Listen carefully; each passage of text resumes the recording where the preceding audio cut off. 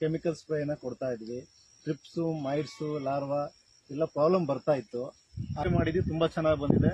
ಎಲೆ thickness, colour ಮತ್ತೆ ಇದು ಅಷ್ಟೇ ಲೆಂತ್ ತುಂಬಾ. ಸ್ಪ್ರೇ ಕೊಟ್ಟಾದ್ಮೇಲೆ ಕೆಮಿಕಲ್ ಸ್ಪ್ರೇನೆಲ್ಲ ನಾವು 20 days 25 days ಬಿಡಬೇಕು.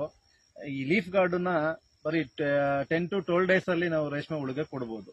ಏನು ಸೈಡ್ ಎಫೆಕ್ಟ್ ಇಲ್ಲ. ನಾವು ಚಾಕಿಗೆ ಯೂಸ್ ಮಾಡ್ತಾ ಇದೀವಿ. ರೈತರು ಆರಾಮಾಗಿ ಯೂಸ್ ಮಾಡಬಹುದು, ಧೈರ್ಯದಿಂದ ಯೂಸ್ ಮಾಡಬಹುದು. ಕೊಟ್ಟಿಗೆ ಗೊಬ್ಬರನ ಮತ್ತೆ ಎರೆಹುಳ ಗೊಬ್ಬರನ ರೆಡಿ ಮಾಡ್ಕೊಂಡು ತೋಟಕ್ಕೆ ಕೊಟ್ರೆ ಅವೆಲ್ಲ ಕಂಟ್ರೋಲ್. ಭೂಮಿ ಫಲವತ್ತಿದ್ದಾಗ ಕ್ವಾಲಿಟಿ ಬರುತ್ತೆ. ಕ್ವಾಲಿಟಿ ಬಂದಾಗ ರೋಗ ಕೂಡ ಕವರ್ಡ್ ಆಗುತ್ತೆ.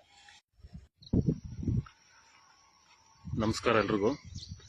ಸೊ ಇವತ್ತು ನಾವು JKV ಶಾಖಿ ಸಾಕಾಣಿಕಾ ಕೇಂದ್ರ, ಜಂಗಮಕೋಟೆ ಸರ್ಕಲ್, ಸೊ ಅವರ ಒಂದು ತೋಟದಲ್ಲಿ ಒಂದು ವಿಡಿಯೋನ ಮಾಡ್ತಿದ್ದೀವಿ. ಸೊ ನೋಡ್ತಿರ್ಬೋದು ನೀವು. ಇದು ಎಷ್ಟು ದಿನ ಸರ್ ಇದು?